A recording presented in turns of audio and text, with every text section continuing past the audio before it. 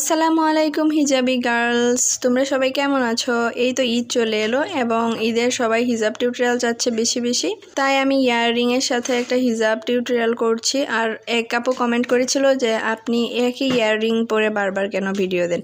আমার অনেকগুলো ইয়াররিং আছে, কিন্তু আসলে অনেকের কানের যে ফুরা করা হয় সেটাতে সমস্যা থাকে। আমার সমস্যা মানে আমি অন্য কোনো ইয়াররিংগুলো হঠাৎ করে পরতে পারি না, আর আমি নর্মালি কানে কোনো দুল পরি না, একদম কানের দুল পরা ছাড়াই থাকে অলওয়েজ। এই জন্য আমার সমস্যা হয়, হঠাৎ করে কানের দুল পরতে যায় তখন কানের দুলে আর কি সেট হয় না কানের মধ্যে। যাই হোক, এই ইয়াররিংটা আমার ভালোভাবে কানের ফুরা দিয়ে ভিতরে ঢুকে, যার কারণে এইটা দিয়েই করা হয়।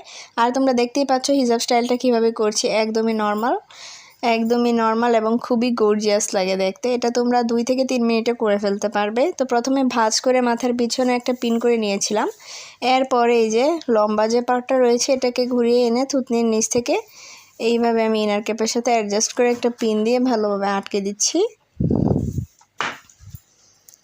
এটা কিন্তু খুবই স্টাইলিশ একটা হিজাব টিউটোরিয়াল, আর এটা তোমরা ঈদ স্পেশাল হিসেবে ধরে নিতে পারো, কারণ ঈদ ড্রেসের সাথে এই হিজাবটা অনেক ভালো যায়। যারা হিজাব পরে সব সময়, তো তারা ইয়াররিং পরতেও পছন্দ করে অনেকেই, তারা সবাই কিন্তু এই হিজাব স্টাইলটা ফলো করতে পারো। আর এই তো এখন লম্বা যে পার্টটা ছিল সেটাকে ঘুরিয়ে মাথার পিছন দিক দিয়ে নিয়ে অপর পাশে একটা পিন লাগিয়ে দিলাম।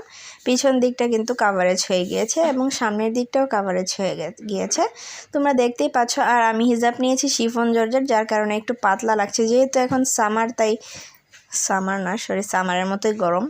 যাই হোক, এখন আমি একটা ব্রুজ পরে নিলাম, আর পিছনে সামনে ফুল কভারেজ হয়েছে। কিন্তু তোমরা চাইলে চেরি কাপড়ের হিজাব ব্যবহার করতে পারো, এতে আরও ভালো লাগবে। এই ছিল আজকের ফাইনাল লুক। ভালো লাগলে লাইক, কমেন্ট, শেয়ার করে দিও। আজকে এই পর্যন্ত, আল্লাহ হাফেজ।